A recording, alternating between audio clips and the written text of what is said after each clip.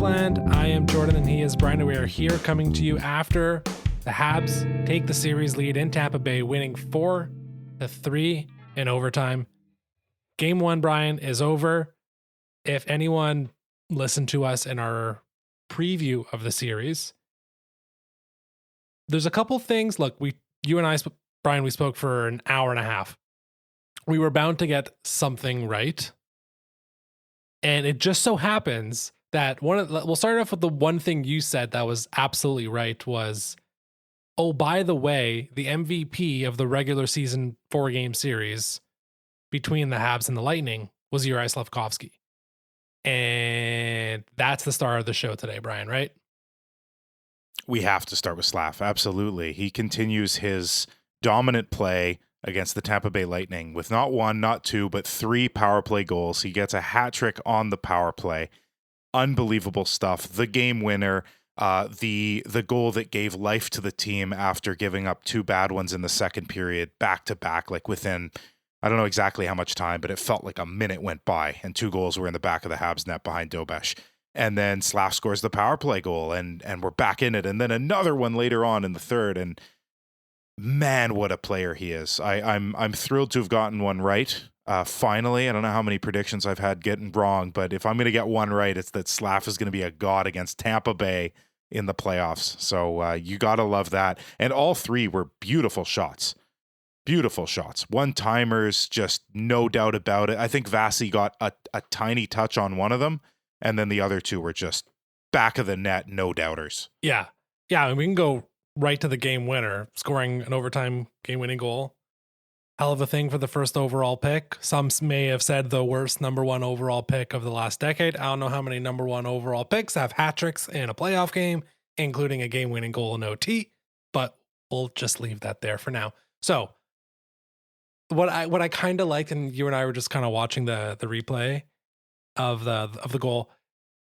Suzuki, so first of all, before they have their proper zone entry, they have one right before it where it was like kind of the dicey, it's too close to being offside, I'm going to get worried if we score a goal. Doesn't matter. Tampa clears the zone. Habs bring it back in. Caulfield was very aggressive on the left flank, pushing into the zone, which it's good and bad. Like the bad part is like, what if that gets close to offside? It wasn't. But what it did do is it drew the Tampa defender a little bit further into the zone, a little bit faster. Suzuki finds Hudson. Hudson right away finds Slav. Slav figures that out. He saw what Caulfield did. He drew that extra space. And what Slav has figured out this year, and he has unlocked it on the power play, and you and I were kind of joking a few weeks ago when it was like, I forget what game it was, where there was an overtime opportunity for Caulfield to get his 50th goal in the Habs at a power play. And everyone's like, Caulfield 50. And I was like, no, Slav's the guy on the power play. This is his house. Yeah. And the level to which he has figured out the bumper, like I think that's his second goal where he is kind of waiting it out and they try the bumper shot. It doesn't work. They bring it back in and then they cycle with Suzuki Caulfield. And those guys, they're perfect at moving in and around. And a lot of their goals are the same, right? Where they're very kind of, usually it ends up being Slav in front of the net, but Suzuki, Caulfield, and Demidov to a lesser extent, but certainly Hudson are happy to move around the zone and get guys out of position. And Slav and Caulfield do it great on the 2-2 goal, where they're both in a completely different spot 4 seconds later when Slav eventually scores. They're both kind of behind the net.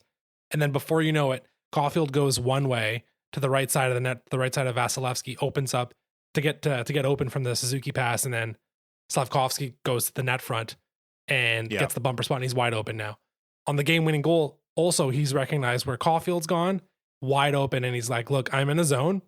I'm just going to rip it, and we'll see what happens. And what happens is he called game, and it's over. Habs go up 1-0. Absolutely amazing game from him. And, yeah, I don't know. It's a bit of a loss for words.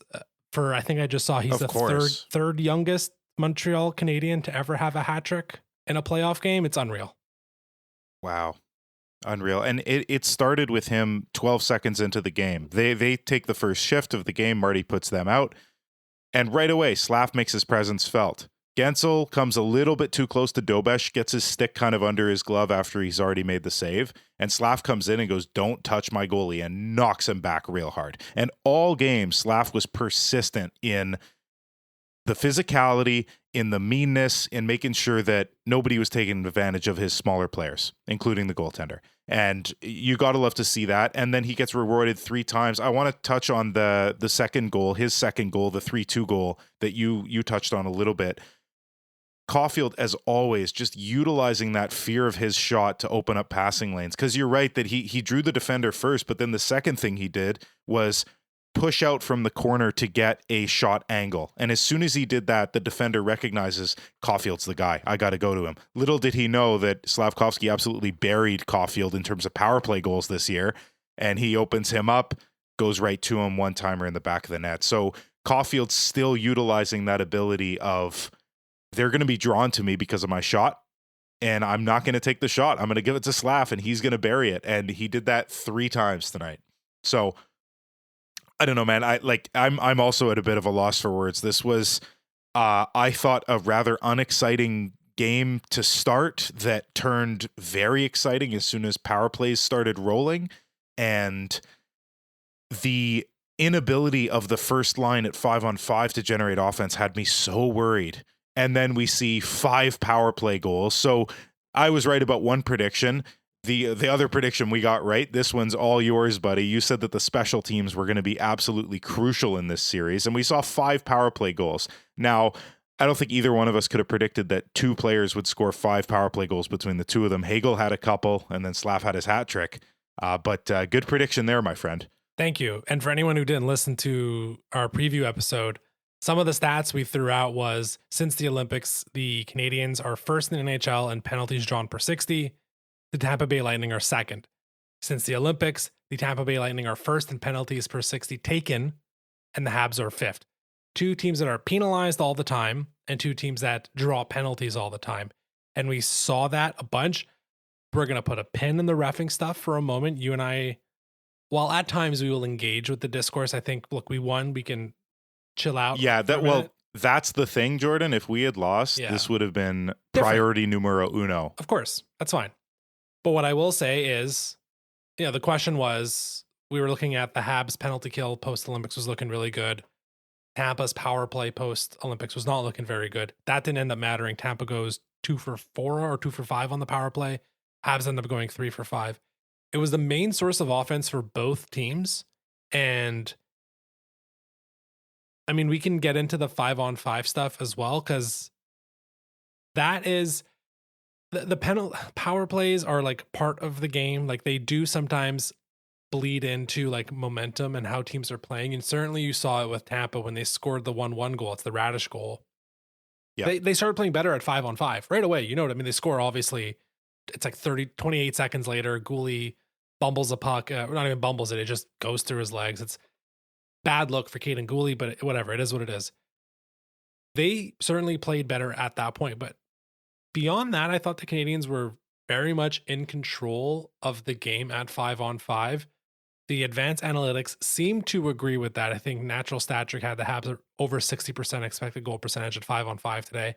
And this is now the second straight game where the Habs have played the Lightning, and they have very much not controlled the pace, but because like offensively, and I know you want to get into that, like really wasn't much happening at 5-on-5 offensively for the Canadiens. But defensively, I thought they were very, very good. Jakub Dobeš had 2 really big saves. One when he's like 12 feet out of the crease in the first period, like uber aggressive. And then another one, I think, right before the Anderson goal to open it up, maybe a minute or 2 before that, just to kind of keep the game level at 0-0. I thought they played really, really well at 5-on-5 defensively, and in terms of keeping the pace of the game okay. And even when that rush from Tampa happened, when it was very briefly 1-1 and then 2-1 Tampa, they were able to slow it down. Marty did something really neat, and like, I'm here to mock Sportsnet's commentary all day. It was not good today. I flipped back and forth between Sportsnet and TVA. I wanted to see both. Second period, I was in Sportsnet. Craig Simpson, for all the dumb shit he says, he did say one like thing that was definitely right, Brian, and I want to know if you picked up on this. When it went to 2-1, a lot of people were saying, okay, Marty, call your timeout. Chill this team out. Marty doesn't do that. But what does he do? He gets the ref to come over to him. He yells at the ref for 45 seconds. The game slows down. Okay, right. He doesn't take the timeout. Brian, when did Marty use his timeout? I believe, if memory serves me right, he used it about 45 seconds before the Habs won the game. Yeah. So give them a break while they're on the power play coming. I mean, they didn't need a break. The intermission had just ended, but they did need a refresher on how to do it, I guess. And then they did it. So yeah, that was a very, very good call by Marty. The not doing it in the second, like you're talking about, and then doing it when he did. Yeah, it was pretty cool. So again, I think both of our minds are racing right now in terms of like what to 100%. Think about on the Slafkovsky stuff. And you mentioned Gensel, and I'm happy you did. Gensel was interesting. Tampa. So let me take one step back. This to me did not feel like a usual game one of a playoff series. I mean, maybe I'm just thinking too much about Washington last year, but I think that's fairly prototypical where you're playing a team for the first time in a really, really important setting. And game one is like you set the tone. People are flying up and down the ice, hitting everything that moves. Things are getting really chippy really quickly. I didn't see that in this game. And maybe it's because we kind of had 2 practice runs at the end of March and early April where Habs and Lightning already played each other. So maybe they kind of got those. Like they're already familiar with each other. We don't have to do this. And Tampa didn't do it. The Habs didn't do it. Both teams were like, cool. They honestly played it more like a game 2 or a game 3, where it's like, we're acquainted. Let's get into it. Did you see it differently in terms of like the chippiness right away? The chippiness was nothing compared to, especially behind the play stuff, was nothing compared to the last time they faced. But the legal checking, the stuff that's okay that we don't mind, there were tons of hits in this game. Like the Habs most at any point during the regular season was 32. They had 42 hits tonight. So they got 10 more than they did in the regular season. So in terms of quantity, they did have a lot of hits. I didn't see as much just pure aggression for the sake of aggression. And I think like both of our palates are still probably tasting like aggression from that last Tampa game.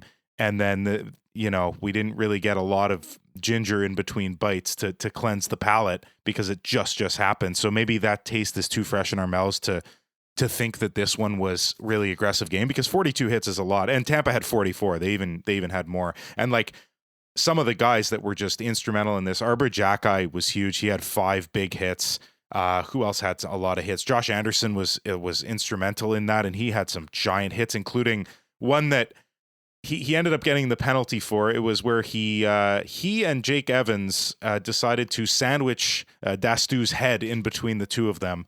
So Anderson got called for that. We won't deal with the reffings. I didn't think that was a good call. But anyway, lots of hitting, but not a lot of like aggression that would get you into the penalty box, which makes a heck of a lot of sense. Yeah. Because neither team really wanted, like you saw the look on John Cooper's face when his players took a penalty, whether it was a good penalty or bad penalty. He was pissed. Same thing with Martin St. Louis. How could you not be pissed? Like game 1, setting the tone, and you're putting the opposition on the power play, especially after a few power play goals had gone in. Like if precedent tells you anything, like stay out of the box for the rest of this effing game. That's what I would have been telling my players. Yeah, especially because some of the penalties later on, there were no doubt about it. It's like there's some terrible calls that happened, but like the geeky cross check to the face, like what are you thinking, man? What's going on here? And then the Bolduc one, the Bolduc slash, where it's just like, I mean, that was bad. What is he thinking? Caulfield got cross checked to the face behind the play and then knocked to the ice at one point, and nothing came of it. So what is he thinking? I can probably get away with this, or I might be able to get away with this, because they did get away with a little bit of stuff. I loved that Slafkovsky was also the one to draw the power play for his second goal. He drew that penalty.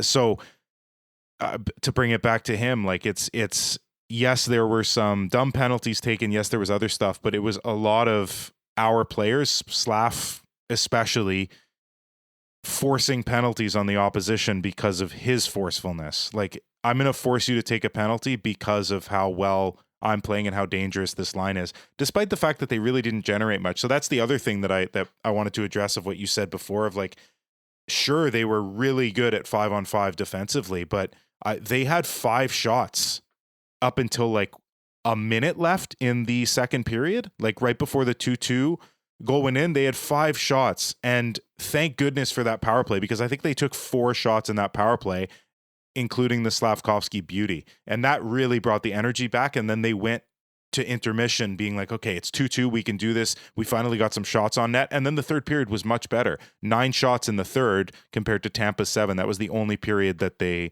beat Tampa in terms of shots. And then there's overtime, 1-0. But yeah, you don't have to count that one. But the third period was great. Yeah, I mean, like the shot thing is so, we've been dealing with this all season with like basically, and maybe we haven't said this explicitly on the podcast, but like because of how intertwined the NHL is with gambling right now, the NHL is taking shots on goal more seriously. And that is why there's a difference in how much lower the shots are.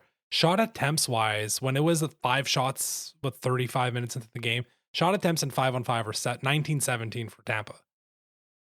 So like it's much closer. Okay, it's wow. just the Habs doing their usual, like, we're always trying. There's a reason the Habs were number 1 in the NHL in shot percentage, because they're always trying to find the extra angle, and that means they're going to miss the net a bit. Having said that, yeah, the Suzuki line at 5-on-5 against Cirelli, there's numbers being thrown out there. I don't trust any of the advanced analytics models just yet. Maybe by the time people listen to this, there'll be more like concrete reporting. TVA kept saying 5% expected goal percentage for Suzuki versus Cirelli. I don't like for those lines against each other. Yeah, I test would confirm that our line got smoked. Yes, but 5%, like 1 out of every 20 opportunities, that's really low.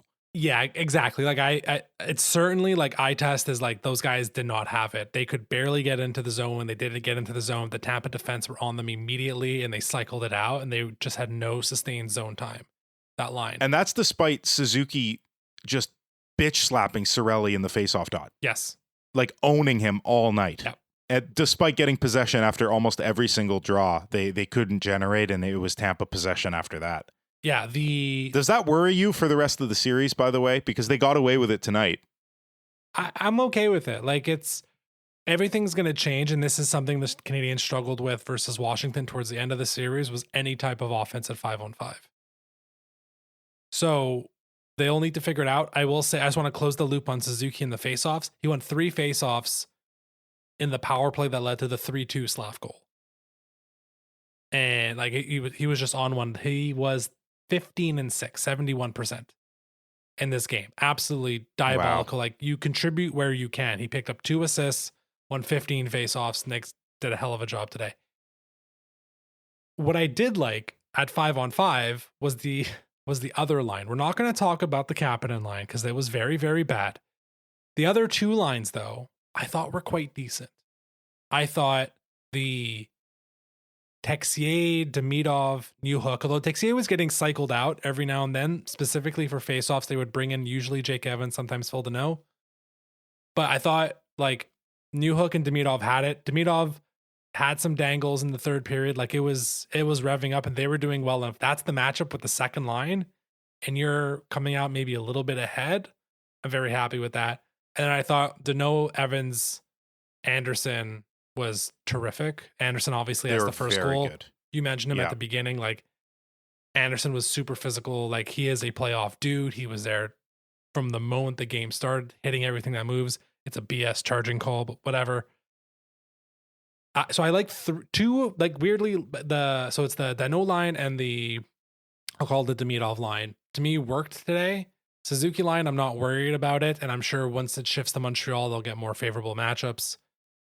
And then the other line was terrible. We all kind of knew it was terrible. I think there's going to be, I would presume, some lineup changes, and it's going to be for that line specifically. I don't think anywhere else will get touched.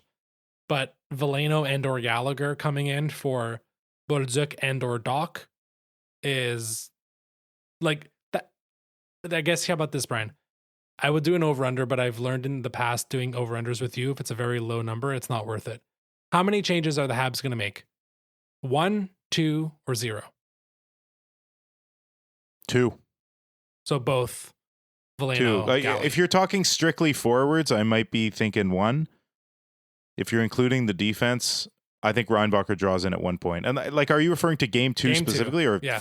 oh, game 2, okay, maybe it's just one because the D's did their jobs. They might be waiting for Montreal to change anything defense-wise. I don't know if it's Gallagher or Veleno that draws in. I was like, so there, if for those of you keeping score at home, that's one we got wrong. We both said that we thought Gallagher would start game 1 based on his most recent play in the last game. I personally, I think my exact words were that he earned it. He earned his spot. Evidently, from Marty's perspective, he did not. And the Habs won, so Marty was right, evidently. I don't know, though, like, I think Gallagher may have helped. Doc came out energetic. He came out as the antithesis to what we described him as on last pod, where we were saying that like Gallagher and Veleno are infinitely more aggressive and energetic and checky than Doc is, despite Doc being well over 6 feet. And then Doc came out energetic. And I don't know if I just stopped paying attention to him, but it really, to me, looked like it just faded away. As the game progressed, they got a little bit less ice time and the energy kind of just faded away. They also weren't getting pucks into the opposition zone very often either. So him on the forecheck, which is where you really love to see Doc be energetic, we just didn't see it that much. So like, yeah, them getting caved in was very worrisome. Is it, okay, so let's say it's one move. What's the move? Is it Veleno? Is it Gallagher? And who's coming out? Is it Belgique? Is it Doc? Or do you think it's both? I think there's a good chance it's both. If I'm only allowed to pick one, it's Veleno, and it's more because of the penalty kill, and that needs a bit of a freshen up and a slightly different That's look. a great point. Yeah, great point. Doc, and then is it Doc or Belgique coming out? Because Belgique had that pretty boneheaded one-handed slash. It's very rare that a one-handed slash gets called, but when you break the opponent's stick, yeah, it's gonna get called. So that was not great. It wasn't just that. He had iced the puck 15 seconds earlier too, when like he just didn't redline it in properly. Like he needed to do maybe 1.5 more paces, and he would have gotten in, redlined it around, and ended the shift. Bad. Instead, he has a lapse, and I believe they'd already iced it at that point. It might have been Doc that iced it the first time. I might be wrong on that though. It wasn't Belgique both times, but certainly the second time was him, and then he takes the penalty right afterwards. I don't know, like at this point, I'm not looking for offense out of either of them. So I would probably lean a bit more Kirby versus Belgique, and I put Veleno in, but I can totally see both guys drawing in. And then you have Veleno capping in Gallagher, and I don't mind that these guys played 9 minutes, 10 minutes today, 8.5 for capping in, 11 for Doc, and 9 for Belgique. Like that's what we're looking at here, because you're gonna have Nick and Co playing about 20 minutes a game. So it's fine with me. Yeah, those would be the changes I would make. I wanted to touch briefly on come back to like the toughness, physicality, chippiness of it. It's just not in Tampa's game, and maybe that was something I didn't totally identify right away. But you noticed, like in the first period, again, I'm thinking of not even just like Caps last year, but Florida. Florida has made this a brand of hockey for the worse, some of us would say. Tampa doesn't have that. Maybe that led into like the first period being pretty like just like a skate meet, just going booming up and down the ice. Second period, you notice Tampa start to like, okay, let's mix it up a little bit after the whistle. Jake Gensel at the 2-1 goal that puts Tampa up, and then TVS Ball picked this up. They, after the goal line celebration, Gensel kind of skates right through Slav and kind of bumps him a bit. Like, not during gameplay. Like, after Tampa scores.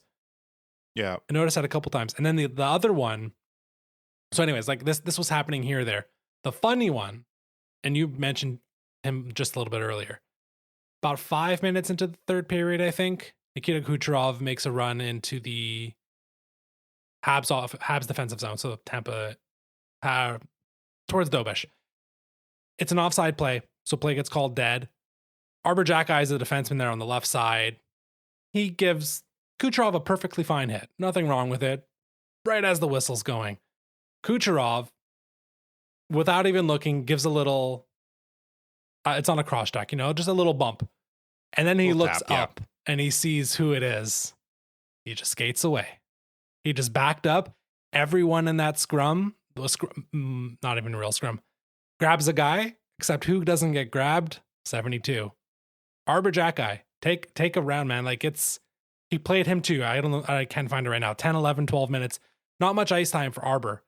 Super effective. He did not make mistakes, but he was the sheriff. Today he earned his actual nickname of being like, Right. I'm here just enough to keep you all in check. And Tampa doesn't have like tough guys that they're going to skate that are going to be willing to mix it up too much. And Arbor was on the ice just enough. So I know that's a guy I've been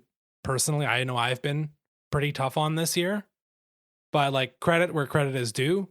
He played a heck of a game in that moment with Kucherov. And obviously I'm going to highlight the Kucherov moment. Good job. That is part of your job. We've always said there is the intangible of Arbor as the sixth defenseman. That's it. That was it right there in a nutshell. That's exactly his job. I'm thrilled you're pointing that out. Most hits for the team this tonight. Most hits. He had 5. No mistakes. Yep. You hit those 2 things and you intimidate a little bit and make sure that nobody runs around and does anything crazy. That's exactly what you want for Arbor Jackeye. The defense in general, if I could jump to a couple more of them, in general had a great game. Mike Matheson with 6 blocks, 4 hits. He was everywhere and really kind of integral to the defensive game. Alex Carrier, I thought, was very, very good. Just nice and calm. He broke up plays quite a few times. He was being physical despite his stature. Really calm breakout passes, neutral zone transitioning. Like, I like it. Carrier, like, we were worried about Carrier.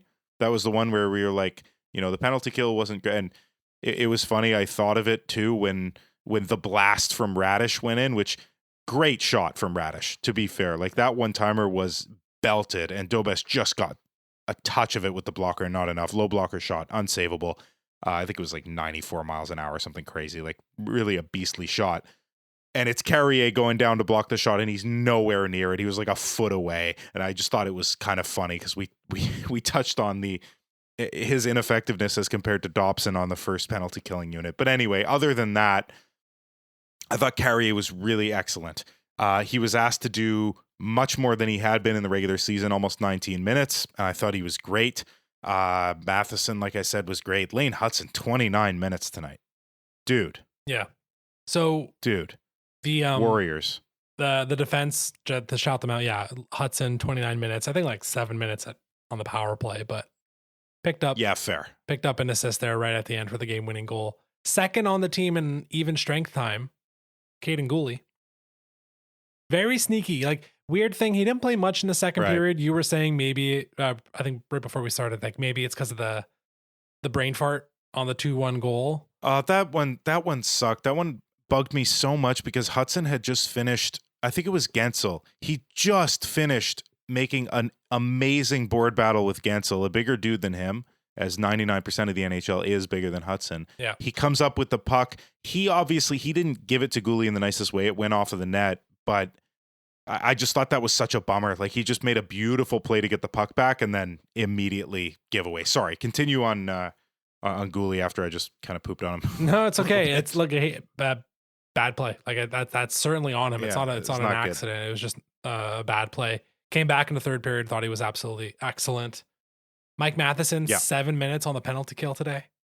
They didn't do great. Huge. And I have my issues with some of the personnel on the penalty kill, but him, like, those 3 guys, we talked about it. Like, are they going to average 25 minutes a night? And it's after game 1, 23, 21, 29. So we're more or less right at that number. I mean, you're spiking Lane a little bit because of the minute and a half in OT, but whatever. Point is, like, they rode those 3 guys hard. And you mentioned Alex Carrier, and he played a substantial amount of this hockey game. He played 18 and a half minutes. Like, maybe it's the rest. And maybe he was just kind of out of gas and he had the last 2-3 weeks off and he came back fully refreshed and maybe a bit more fully healthy. And entirely possible. Yeah. Entirely possible. If he was dealing with something underneath the surface and then he took those couple weeks and then came back, coming back from recovery. One more recovery for Carrier, the 1-0 goal, lest we forget his beautiful recovery in the corner. He's like on his knees at one point and he still recovers the puck. He feeds Anderson in the slot, buries it. Beautiful. Excellent game from Carrier tonight. Okay, I'm going to open us up here for 2 minutes, Brian, on the refereeing. We've saved it until now. Yeah. Okay. They got some calls right today. The Anderson high stick, no goal. Perfect. Good job. You did it. Yep, that was right. The high stick at the end, that got the Habs Yep. the power play which was the high stick that got on goalie. They got that right. Like, they got some stuff right. But this was The one Slaf drew that I mentioned Yep. before was absolutely correct. There were several. Yeah, I mean I think the Bolduc call was perfectly fine. Truthfully, like he's a stupid play he made, but that's a fair call. Absolutely. That's on Bolduc. Yeah. The problem with these, and I don't know what the heck it was. This wasn't a case of like the refs let the game get out of hand and then they had to rein it back in and overcorrect it. They just were making some really weird calls early on, like October 8th level, like the NHL has sent a memo to like that everything's going to be refereed differently this season type of game. And then I think you're nodding. No one can see it, but you're nodding. Then it got really weird. You had the goalie high stick where he gets interfered with. That one I can't even believe. Yeah. I can't even believe that one. Goalie gets picked. Yeah. Right? Like that you watch much more basketball than I do. That's a pick. If you intentionally put your body in the way of a player who's trying to get to the player who has possession of the puck and or ball, depending on the sport, that's a pick. It's okay in basketball. It ain't okay in hockey. That's interference. So he obviously gets interfered with. The interference player, which I took notes about this. I'm just looking for who did it. Who was the culprit who didn't end up being the culprit? Hagel. It was Hagel. So Hagel gets in Goolie's way. Completely blatant, intentional pick, as I said. He body checks Goolie's stick into the face of his other player. Yeah. And it's a 4-minute because evidently it drew blood. I didn't see that on the feed. They didn't show that, but that's the only reason it would be 4 minutes. It doesn't matter. No. And at first I thought, wow, they even removed Hagel's interference because of the high stick. But then I saw it became a 4-minute because Texier and Goulier were both going in the box. Anyway, that one was dog shit. The Slaf interference was so terrible, I can't even believe it. So this was in the first period, was not interference at all. Slaf had possession of the puck until a split second before. He turns around to regain possession of the puck, and he knocked a weak-ass player's stick out of his meek little baby hands. Absolute garbage. Hold on to your stick. And then Anderson, crucial on that penalty kill, thank God. But like, there's and that's 2 of like 5 of these. There's the new hook tripping that the Tampa player didn't fall. Yeah, generally when you trip, the guy falls. Generally, like, you know what I mean? It's that was the first not one. rocket science. I think that was the first one that happened, and I was like, oh no, it's one of these games. Elliot Friedman was trying to defend the goalie high stick of like, yeah, his stick was going up and like. So look, it was, but it was going to hit his chest. Control. You have to be in control of your stick. I think there should be some stipulation of if it's the opposition who knocks your stick into someone's head, that shouldn't be the case. Because we did see that at one point during the regular season. I for the life of me, will not be able to remember the specific instance or the players involved, but I do remember that happening. They called one back because it was actually the opposition who lifted the stick into his own player's face. So they called it back. And that's what this was. This was an interference pick that knocked Goolie's stick into the face of another player. I think it was Braden Point. Yeah. And anyway, it just abysmal refereeing. And then there was even a missed icing call at one point. Like the linesmen were even getting into the fun of biased officiating. There was that, and then F off, man. Just like quickly, there was an interference / holding the stick / whatever you want to call it on Lane Hudson right before the 2-1 goal. Like Hudson fully recovers and he has that battle behind the net. So like, but there's still a penalty before that. He was just like getting tackled on the ice.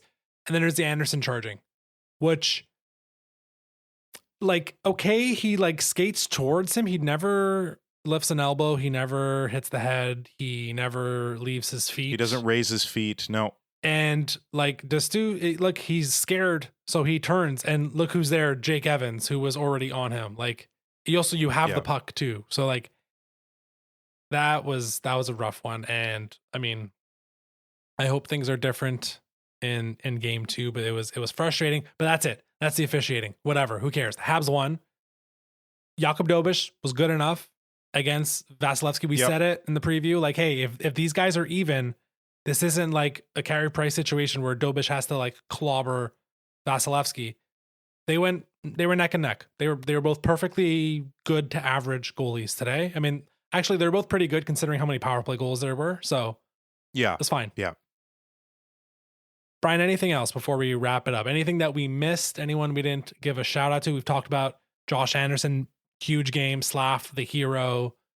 Suzuki line struggles at 5-on-5, probably swapping in someone, either Veleno or Gallagher at some point. Jack-Eye playing his role perfectly. Anyone else we missed? Trying to think about it. I don't think so. Yeah, it's really just the Suzuki line at 5-on-5 and getting Caulfield going. That's crucial, and also like the razor thin edge of can and can't when it comes to taking penalties. Like it's really difficult to manage for inexperienced players, and that's what we saw in that Baljic play. Yeah. So like in a game, it just I'm going to bring it back to the refereeing, but like if you're already in a game or a series where the refereeing is bad towards your team, you also can't be giving extra power plays on top of that for dumb shit. You can't add some bad penalties to a situation where you're already getting hosed by the refs. Like it's just a recipe for disaster. Caulfield definitely has to get going. The Suzuki line in general, like we mispredicted that one. That's another one against us in that column in terms of like, we said that they have to absolutely match up one of their best lines against the Suzuki line, which to be fair, they did. But we said regardless, the Suzuki line is going to be dominant whoever they're up against. It's just that's the only way that they can. And we really sort of didn't see that at 5-on-5. I know what the analytics say. The eye test tells me that the lack of generation is worrisome. And in game 2, I don't want to be looking at Cole Caulfield's stats and see 1 shot on net and see Nick Suzuki's stats and see 0 shots on net. Thank goodness for Juraj. 7 shots on goal tonight, 3 of them goals. So, I mean, are we nitpicking? When the game ended, I could not decide if the Canadiens got away with one tonight or if they stole one away from the referees. I couldn't decide. I think it's both. I'm happy to close with this. I thought they were the better team today, Brian, or tonight. And that doesn't, but not to the margin of which you don't like, where losing isn't impossible. It's a hockey thing where they were probably the better team by like 10%. But that's in hockey. The proof of that is that it ended with 1 shot in overtime. Yeah. But that's with hockey. Like you need to be, I think, unless goalie goes supernova, for sure to win, you need to be like 30-40% better than the other team and smack them around and beat them 5-1 or 5-2. But a lot of the time with hockey, it's very opportunistic. It's very like moment to moment. So if they would have lost, the story would have been the veteran team pulls it out. The young team blows 2 leads and drops a huge opportunity on the road. Right? And here, you know what? Let me close with this, Brian. Last year on the road in the playoffs, the Canadiens led. Do you know how much time they had the lead for in Washington in all 3 games last year? It couldn't have been a lot. I will throw out a guess. I'll say 11 minutes. 2.5 minutes. Oh my God, that's brutal. In the first period, in the first period of this game, they had the lead for 6.5 minutes. That's when basically they score until the end of the period. And then they had the 3-2 lead later on. Now they blow the leads, but they had leads. They blew them. But so yeah, forest for the trees here. They're playing a better team than last year. They played a better game 1 than last year. And I thought pound for pound, they were the better team tonight, which again, they might be the better team again in game 2 and they might lose 3-2. That's hockey. Yeah. But this was a good performance. There's enough good stuff going on. And I think there's fixable stuff, especially as they shift to Montreal. They got their 1 road win. You and I have said they're going to need 2. Okay, that's 1. They only got to get 1 of the last 3 on the road. And then they got to get 2 out of 3 at home. And we'll see. Fun stuff, right? That's pretty stress-free? excellent. Unbelievably, yeah, no, not stress-free. Are you kidding me? When the lead changes that many times, it's a scary thing. I couldn't be happier. We can put to bed the fear of the sweep. Yes. Because on the last episode, we were talking about like what would be disappointing here, or what would be not enough growth, or I forget the exact way that we put it, but you brought up like if they get swept, like that's not a positive, that's a negative. That's off the table. And not only that, but they won a game where they had to beat Tampa and they also had to beat the referees. So there's absolutely something to be said for that. I cannot wait for game 2. I think we're going to see a very different game 2. I wonder if the game opens up a little bit more. There's more opportunities, because very clearly the Habs are more opportunistic than the Lightning are.